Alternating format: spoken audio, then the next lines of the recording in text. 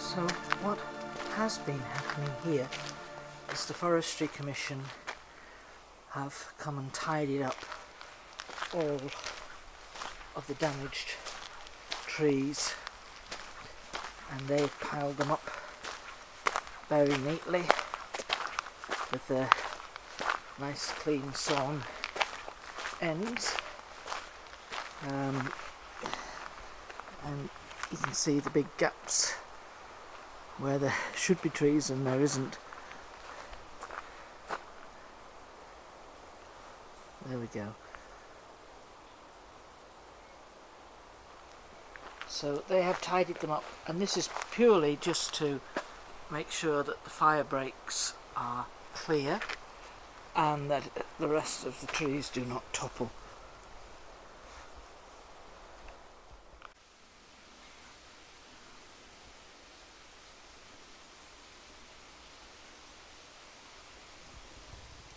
So here we are right in the thick of the forest. There is, like I say, some massive forest. There's all sorts of different areas. This is the area I refer to as Romanos Area. So just up here in there is a creek. Let's show you the creek. It's well in flood because we seem to have had a suitable amount of rain that only Noah's Ark could have utilised. That lovely sound of water.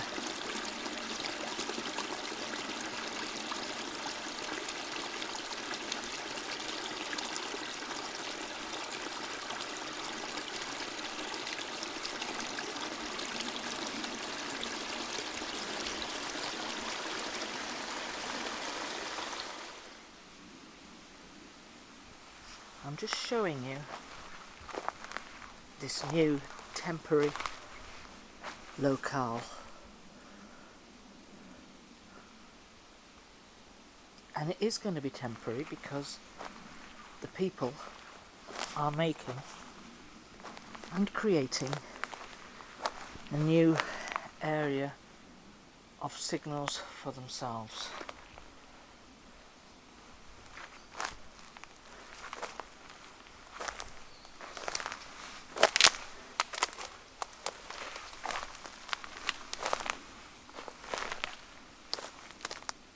It's 2:30 in the afternoon.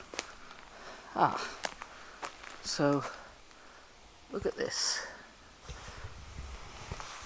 Let me see if I can be a bit more circumspect about showing you. These may just look like they're laying here until you see these connections again. Not snapped, connected.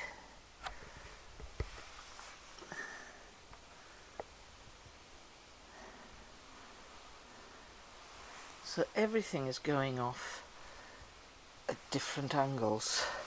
And then we have the little gathering and collections of sticks, and they just look like a mess. But who would you know that would leave sticks in a pile like that against a given tree? Who do you think would do that?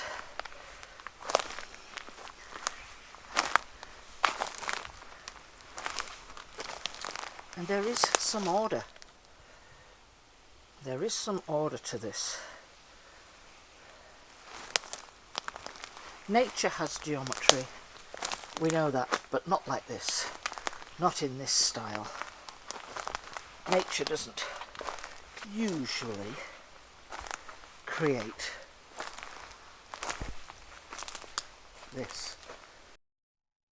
I just want to show you a quick look at this image, and it's just a very dull little screenshot from the image, and we have the sort of casually laid sticks across here, which you might say is an X, you might also say it was a cross on its side, depends your viewpoint. So I just wanted to highlight this over here. So we'll start off with this little area, and can you see all this faint imagery? 1, 2, 3. Now if I zoom out a bit, there is a large image there. It's just odd. What is it? Where does it come from? Who is it? Let's raise up the screen a bit. We're going to climb up to this area here. Let's just have a zoom in on that. What are you seeing up there? Anything? Nothing? What do you see there? Anything? Nothing? There's all sorts of things here in the middle of the screen. What do you see there? That's repeated all over every image that we ever have. But this, I just thought I'm going to highlight it today and show you. So in the middle here, we have something that's quite large. See that sort of strange image there? Let's move across to here. What is this? Got a grey sort of line here. Let's move out on it. Does it look clearer? Is there some imagery in there? What do you think? So if I move across the screen and we'll hit this area here, it seems to be unusual. What is that? Right in the middle of there. Why is it there? What is that? Why is it there? Why is any of that there? Whom is this? What are you doing? Where's all these faces coming from? Why are they here? Why are they showing? And I think there is a lesson to learn. I think that we are being shown layers and all different entities from all different dimensions seem to be, if you like, getting in on the act. This is their 15 minutes of fame. That's just my theory. I wonder what you have to say about it. There. What do you suppose that shape is there? There's two there, actually. If I had to move back across here, there's something unusual about that as well. I'm not sure what that is, but that looks pretty much like an eye, but maybe that's just my active imagination. What is going on there? So if you want to screenshot it, feel free to do that now. So you want to be screenshotting and looking at that area,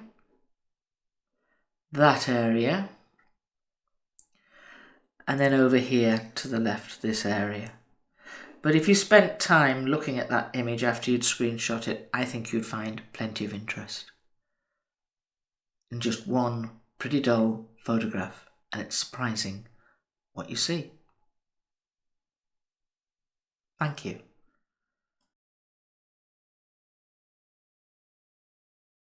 By itself, just to be ignored. But when it's in amongst all this other stuff, and you see the tree bends over here, this sort of thing. Now nature would snap them at all different heights and sizes. And again here, nature would snap these at all different heights and sizes. There would be no uniformity. there would be no grid pattern. I'm being very careful not to step on any of the work that is here. Nature does not make grid patterns. And if nature did, why would it repeat the same shape over and over again? Why would it do this fanning shape here? Why would nature want to do that?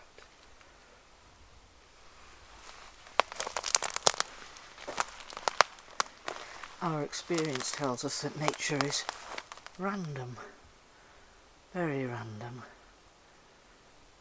So let's bear in mind this and this shape, all the way those fanning out in different directions, and we'll turn northward and head through this little gap here.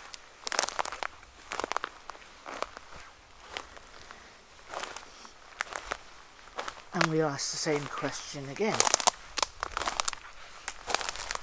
Why would nature do this?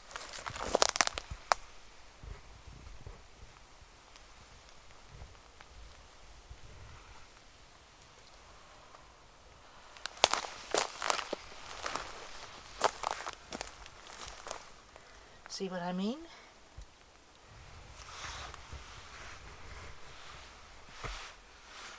And this is the problem that I have with the British research, the Bigfoot research organisations. None of this is acknowledged. And everything has to have and eat masses of food and be 800 kilos romping around. And I think this is where you need to really open your mind and understand there is far, far more to the Janou people than we recognise. So here we go again. Random sticks on the ground. Not random.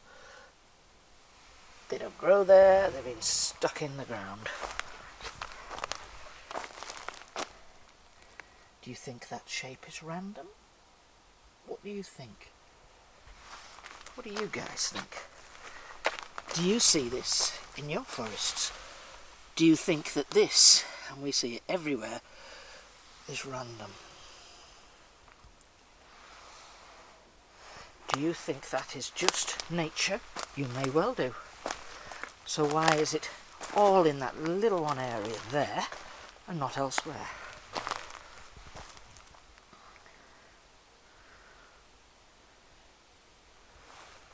Once you start to look around and open your eyes, things become...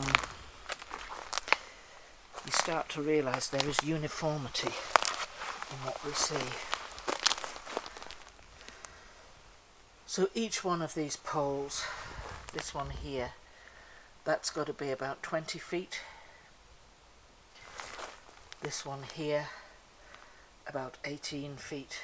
And these short ones, these two are about 10 to 12 feet.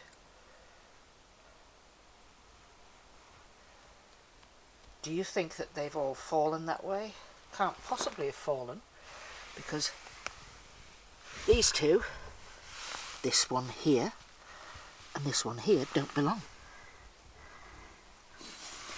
That belongs, that belongs. If the wind blows them, why don't they all fall in the same direction? These are the questions you need to ask to find out whether this is natural or what. Whether it is unnatural. Whether these designs are natural or unnatural. They are questions you can ask. Is that normal? Of course course it's normal. Trees just bending in a forest, that's normal. That's what happens. They get knocked over. But then when you see them all in this concentrated group, with leaners, all in different directions, even little small ones, and you start asking questions.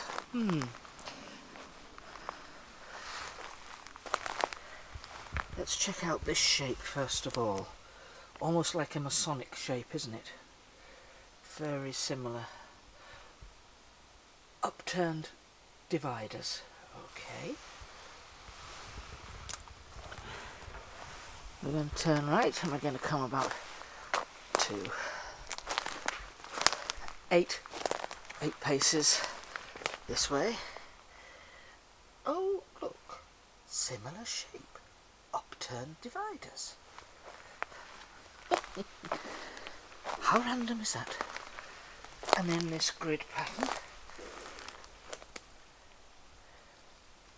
Careful where I tread. And what have we here again? Upturned dividers.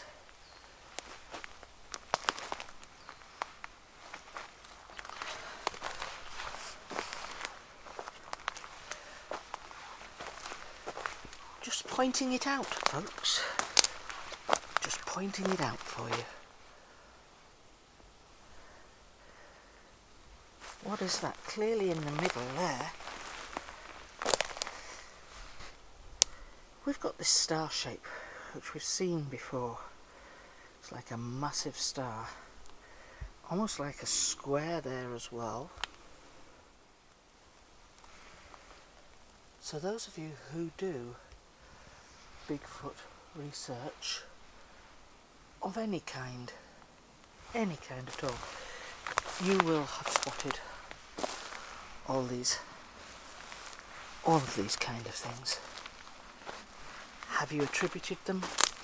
Do you just think that they are a pile of old sticks? What do you think? This is very, very springy ground, and when you step in it, your feet sink about 8 inches. Here we go.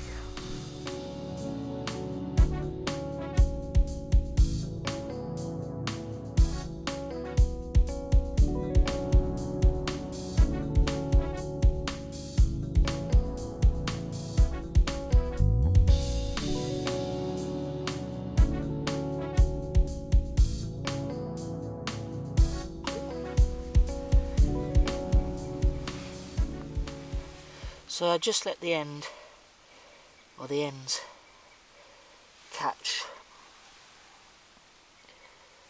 I'll say thank you to the tree for allowing us. So that's good.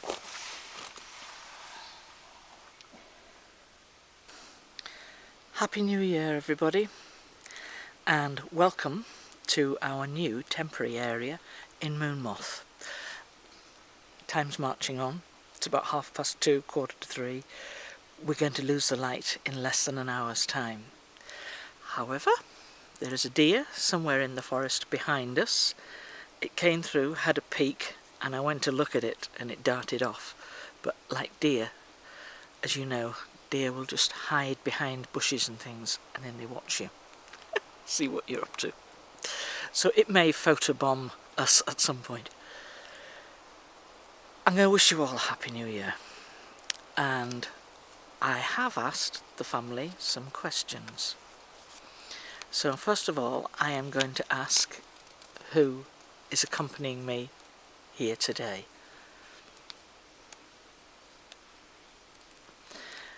Fenian is here. Is Dacia Gaya here? Yes, I am. I'm always here. So we have a Fenian and Dacia Gaya. First of all, I want to start with our family and wish them all, from all of you, as well as from me, a very happy new year. And may it bring everything that they want, need, everything that they could ask for. So I did ask, how do you spend Christmas?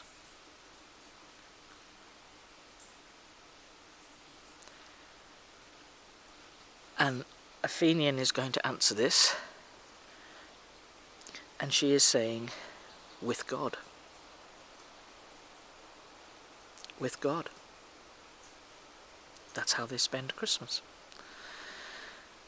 And that is what Christmas is all about. A lot of people seem to think it's very material, but that's what it's all about, really, isn't it? So I have a little bit of paper that I've written down bits and pieces on because I've got a memory like a sieve. So, how do they celebrate New Year? And the answer's all together. In the same way as we do, with the rising sun and the setting sun. But they do mark New Year. They do mark it.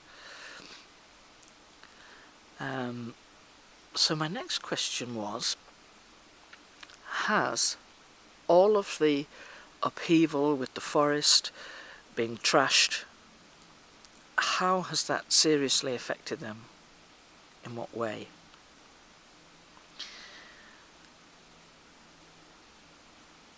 It's a disruption of energy, a massive disruption of energy.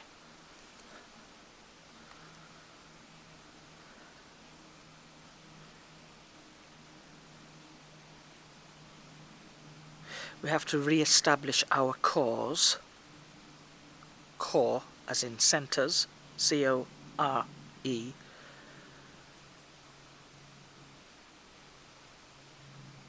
and our communication, the way we communicate, how we communicate, and rebalance the energy of the forest, which makes perfect sense in a way.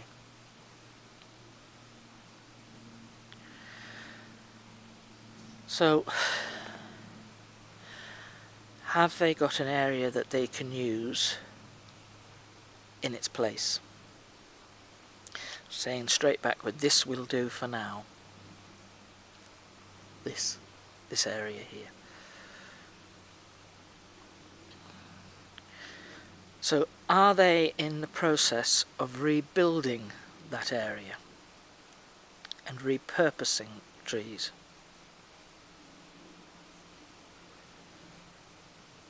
And the answer is yes, not too far from where they were. So actually, I will have to have a scout around there. I'll ask when is appropriate and see if they'll guide me to their new area. But for now, this is fantastic. This has got lots of stuff going on. So, is this area, we call Romanos Area, is this a good temporary area? Does it have everything you need?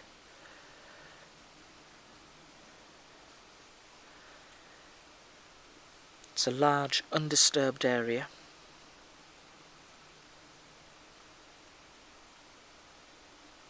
She's saying where silence is upon us, and she's right.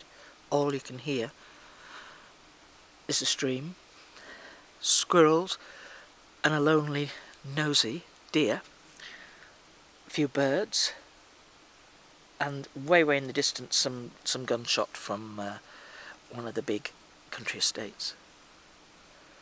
So this area that I've chosen here, you've guided me to it. Is this a sitting area? It's a gathering area. It's a gathering area.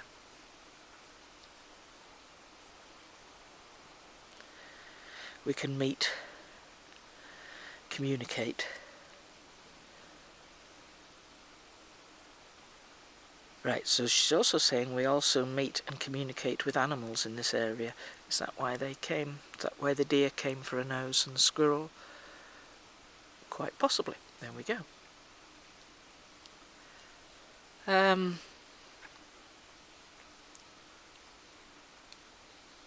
So, Seo, Abak's eldest son, Seo, and Hab, his partner, Have they yet had their baby?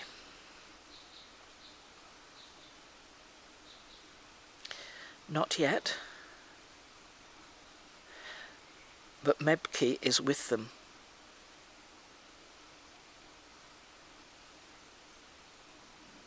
So Mercury is adjusting her energy to their levels. Is that correct? Balancing. Yeah.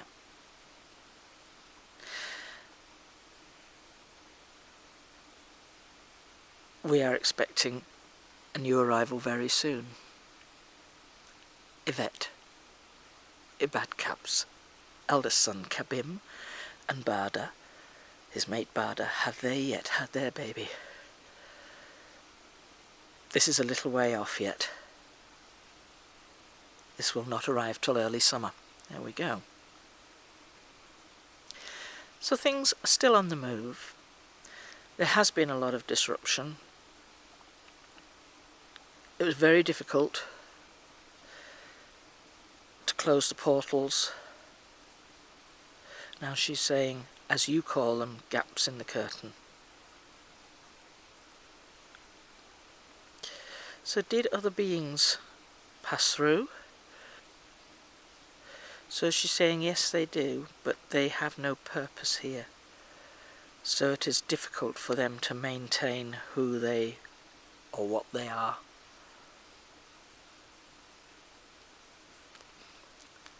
Now, somebody made comment to me about staying in the forest. He was saying, don't be afraid of staying in the dark and in the forest and things.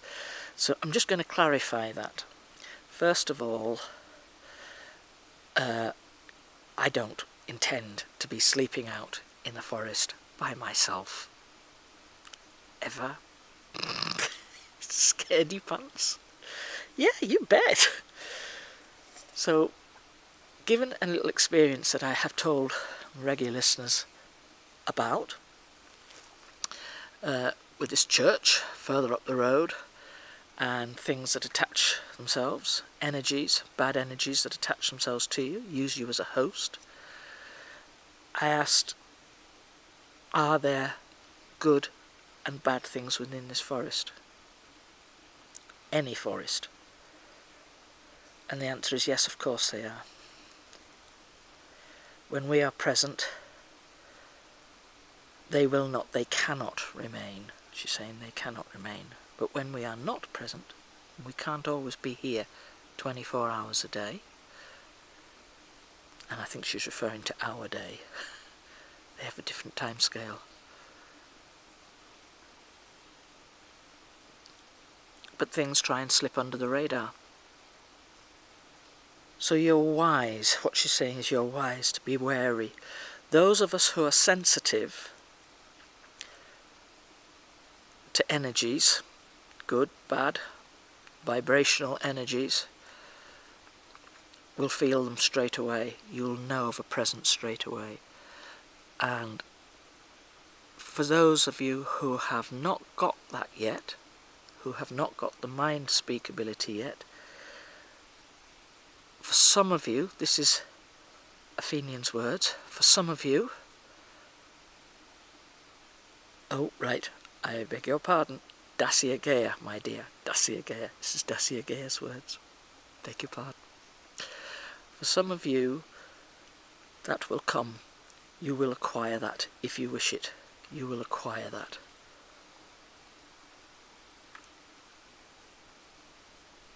And your sensitivities will be able to feel these. But if you don't have that at present,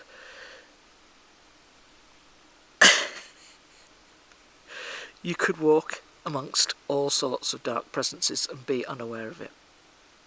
So, and there are those who these things may attach themselves to, and they may be dormant for long periods of time till they're ready to take advantage of you. We do need to be careful and take care. And this is about also playing with things that you do not know about. So, with lots of love and lots of light, and from my heart to your heart, I hope this new year brings you everything you wish, you want and you require. And one step at a time, we will find our feet again, we will. So take care, my friends, be good, be kind in word, thought and deed. Okay, bye for now. Bye.